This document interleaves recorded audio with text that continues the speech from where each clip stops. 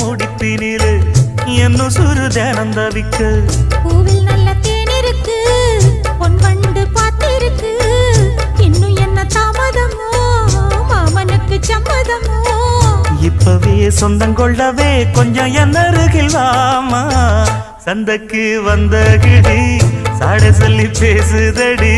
சந்தைக்கு வந்த மச்சான் சாட சொல்லி பேசுவதே முத்தம்மா முத்தம்மா பக்கம் வர வெக்கமா சொல்லவா